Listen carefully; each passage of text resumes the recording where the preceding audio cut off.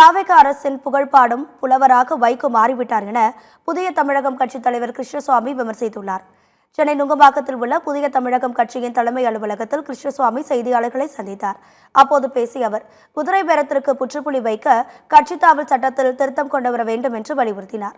முதலமைச்சர் விஜய் மாற்றத்தை கொடுப்பதற்கு பதிலாக ஏமாற்றத்தை கொடுத்துள்ளார் என்றும் தெரிவித்துள்ளார். விவசாயிகள், தொழிலாளர்கள், வணிகர்கள் பிரச்சினைகளை முதலமைச்சர் விஜய் செவி கொடுத்து கேட்கவில்லை என்றும் சாடினார்.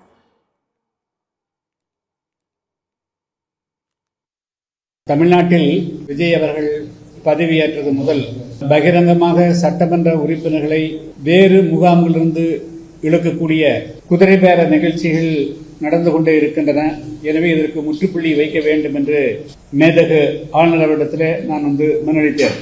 அதேபோல ஆன்டி டிஃபெக்ஷன் லா, கட்சி தாவல் தடை சட்டத்திலும் ஒரு திருத்தம் கொண்டு வரக்கூடிய வகையில் மத்திய அரசு முயற்சி செய்ய வேண்டும் என்பதை வலியுறுத்தக்கூடிய வகையில கட்சிகளுக்கு வேண்டுகோளாக வைக்கிறேன். தமிழ்நாட்டில் 60 வருஷத்துக்கு பிறகு திமுக, அண்ணா திமுகவுக்கு மாற்றாக ஒரு அரசாங்கம் மாற்றம் என்ற அடிப்படையில் வந்திருக்கக்கூடிய அரசாங்கம். ஆனால் மாற்றத்தை கொடுப்பதற்கு பதிலாக ஏமாற்றத்தை கொடுப்பது போல் தெரியுது. மக்களுடைய இதுவரையில் விவசாயிகளுடைய பிரதிநிதிகள் போய் நேரடியாக சந்தித்த மாதிரியோ, அல்லது தொழிலாளருடைய பிரச்சனைகளை கேட்ட மாதிரியோ, அல்லது வியாபாரிகளுடைய பிரச்சனைகளை கேட்ட மாதிரியோ இல்லை.